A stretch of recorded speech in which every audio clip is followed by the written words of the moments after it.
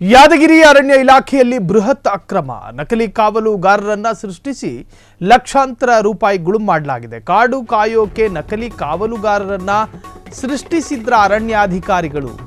ನೆಡುತೋಪು ಕಾಮಗಾರಿ ಸ್ಥಳಗಳಲ್ಲಿನ ನಾಮಫಲಕದಲ್ಲಿ ಯಾವುದೇ ಮಾಹಿತಿ ಇಲ್ಲ. ಕಾಮಗಾರಿಯ ಅಂದಾಜು ಮೊತ್ತ ಹಾಕದೆ ಗೌಪ್ಯವಾಗಿಟ್ಟು ಭ್ರಷ್ಟಾಚಾರ ಆರೋಪವನ್ನು ಎದುರಿಸ್ತಾ ಇದ್ದಾರೆ.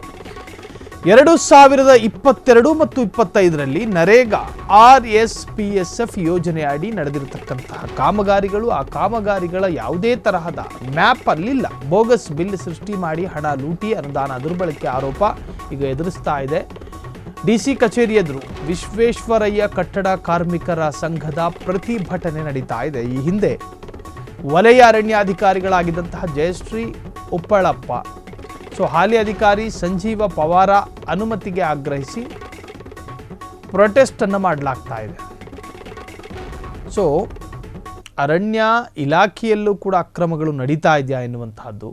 ಕಾರಣ ಕಾವಲುಗಾರನೇ ಇಲ್ಲ, ಅಲ್ಲಿ ನೇಮಕ ಮಾಡಿರಲಿಲ್ಲ.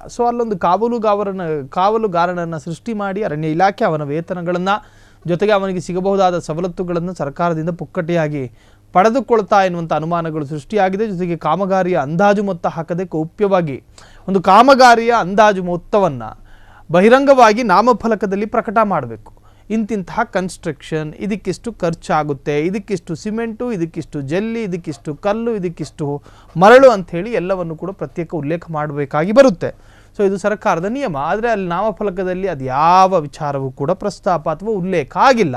2022-25ರಲ್ಲಿ ನರೇಗಾ RSPSF ಯೋಜನೆಯಡಿ ನಡೆದಿರತಕ್ಕಂಥ ಕಾಮಗಾರಿಗಳು, ಬೋಗಸ್ ಬಿಲ್ಲನ್ನು ಸೃಷ್ಟಿ ಮಾಡಿ ಹಣ ಲೂಟಿ, ಅನುದಾನ ದುರ್ಬಳಕೆ ಆರೋಪವನ್ನು ಎದುರಿಸ್ತಾ ಇದ್ದಾರೆ.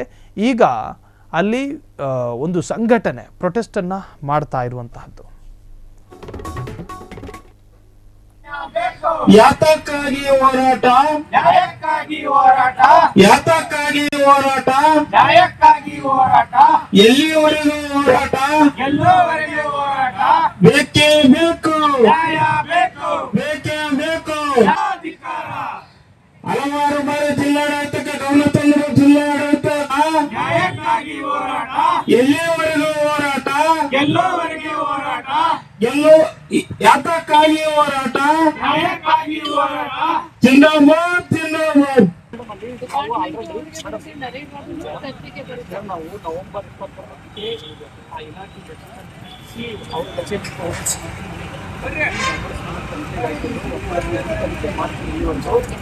CCF ACF ತನಿಖೆ ನೇಮಿಸಿದ್ದು.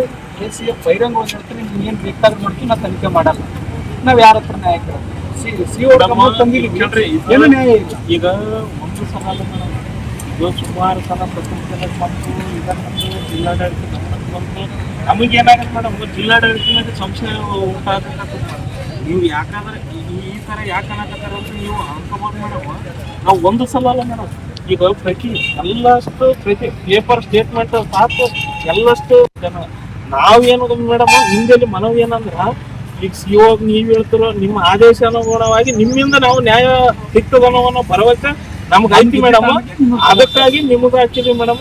ದಯವಿಟ್ಟು ಮೇಡಮ್, ಇದು ಬಹಳಷ್ಟು ಹಗರಣ ಇದೆ ಮೇಡಮ್. ನಾವು ಮತ್ತೊಂದು ಮೇಡಮ್ ಹಲವಾರು ಬಾರಿ ಶಾಪುರ್ನಲ್ಲಿ ರೈಟ್ ಮಾಡಿ ಪತ್ರಿಕೆ ಗಮನಕ್ಕೆ ತಗೊಂಡ್ಬಂದು ಎಲ್ಲ ಅದನ್ನು ಕೂಡ ಅಧಿಕಾರಿಗಳು ಇದುವರೆಗೂ ಆಫೀಸ್ ಇಲಾಖೆಗೆ ಹೋಗೋದನ್ನ ನೀವೇನ್ ಮಾಡ್ತೀರಿ ಮಾಡ್ತೀರಿ, ಇದೆಲ್ಲ ಅಸಭ್ಯ ವರ್ತನೆ ಇವೆಲ್ಲ ಒಂದು.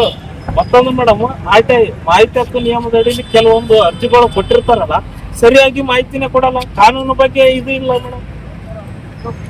ಇವೆಲ್ಲ ನೋವಿದೆ ಮೇಡಮ್. ಯಾಕಂದ್ರೆ ಇವತ್ತು ನಾವು ಯಾರು ಇವತ್ತು ಮೇಡಮ್ ನಿಮ್ ಬಗ್ಗೆ ನಮ್ಗ ಸಂಪೂರ್ಣವಾಗಿ ಗೌರವ ಐತಿ. ಇದನ್ನ ಅದರಿಂದ ನಮಗ್ ನ್ಯಾಯ ಬೇಕು ಮೇಡಮ್. ಯಾಕಂದ್ರ ಇಲ್ಲಿ ನೋಡ್ರಿ ಮೇಡಮ್, ಈಗ ಒಂದು ಇದನ್ನ ಈಗ ಮ್ಯಾಗ ಎಷ್ಟೋ ಇದನ್ನ ಎಲ್ಲಾ ಪತ್ರಿಕೆಯಲ್ಲಿ ಬಂದಿದೆ ಮೇಡಮ್.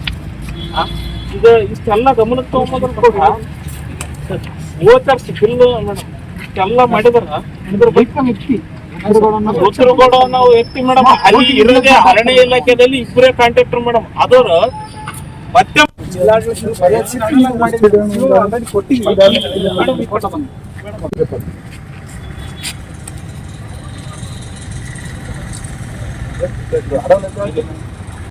ಬೇಕೇ ಬೇಕು, ನ್ಯಾಯ ಬೇಕು, ಯಾತಕ್ಕಾಗಿ ಹೋರಾಟ, ನ್ಯಾಯಕ್ಕಾಗಿ ಹೋರಾಟ, ಯಾತಕ್ಕಾಗಿ ಹೋರಾಟ, ನ್ಯಾಯಕ್ಕಾಗಿ ಹೋರಾಟ, ಎಲ್ಲಿವರೆಗೂ ಹೋರಾಟ, ಎಲ್ಲೋವರೆಗೆ ಹೋರಾಟ.